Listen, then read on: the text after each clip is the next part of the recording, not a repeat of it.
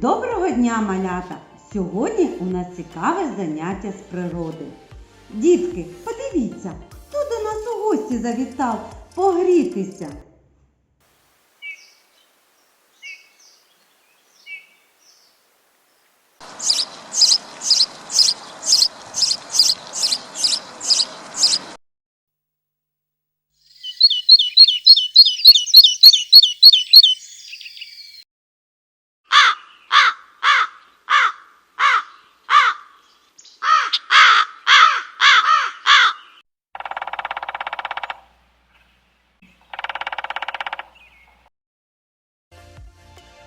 Вірно, це пташки, які залишились зимувати в нашій місцевості.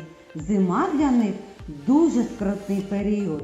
Тому сьогодні ми поведемо розмову про те, де оселяються зимуючі птахи, який мають вигляд, чим живляться.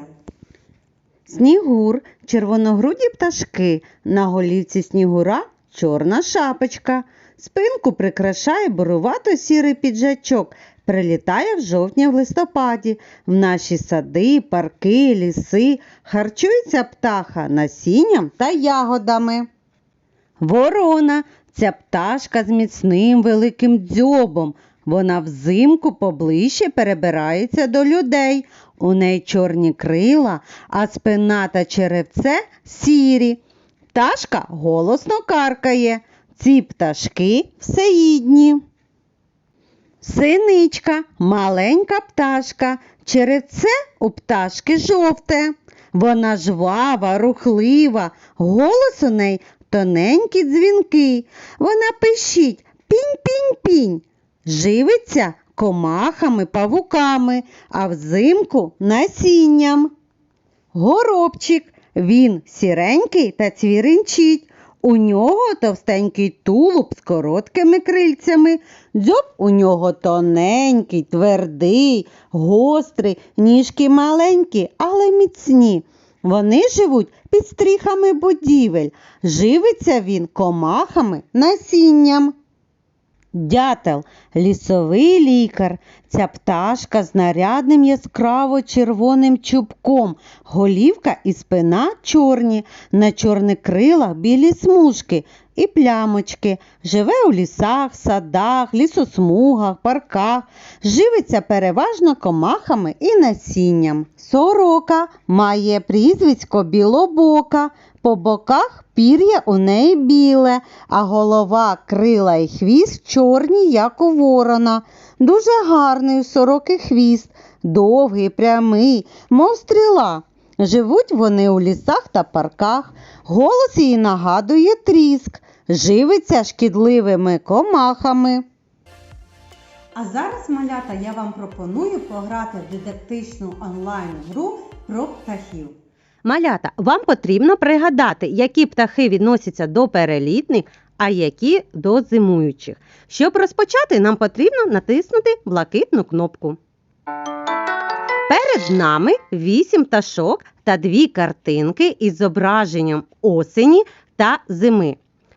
Як ви знаєте, восени деякі птахи відлітають у теплі краї. Вони називаються перелітні, а взимку деякі пташки залишаються зимувати, тому ми їх називаємо зимуючі птахи. Тому розглянемо першу птаху. Це у нас хто, діти? Вірно, ворона. Вона у нас зимуюча чи перелітна птаха? Молодці, зимуюча. І відносимо її до картинки зими. Наступна пташка – це хто, дітки? Так, вірно, це горобчик. І він у нас зимуючий чи перелітний птах? Так, молодці, це зимуюча пташка. Наступна пташка – це у нас синичка. Вірно, це зимуюча птаха чи перелітна? Так, вірно, це зимуюча. Тому її відносимо до картинки зими. Наступна. Діти, пригадайте, що це за пташка? Так, вірно, це ластівка. Вона в нас перелітна чи зимуюча? Так, вірно, це перелітна пташка і відносимо її до картинки осені. Наступна птаха – це зозуля. І вона в нас перелітна чи зимуюча? Так, вірно, це перелітна пташка. Наступне. Це у нас дятел.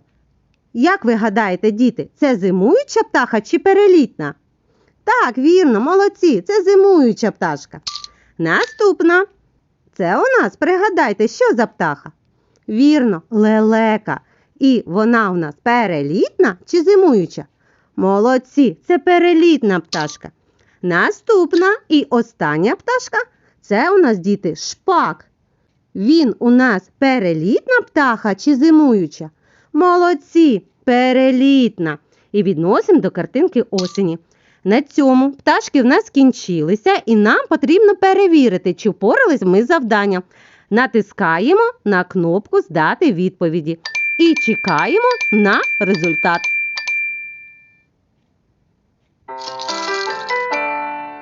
Молодці, ми з вами впорались із завданням. На цьому наше заняття з вами завершується. Малята, сьогодні ми дізналися дуже багато цікавого про пташок взимку. Тому не забувайте про них піклуватися, годувати та оберігати. На цьому говорю вам до побачення, до нових зустрічей!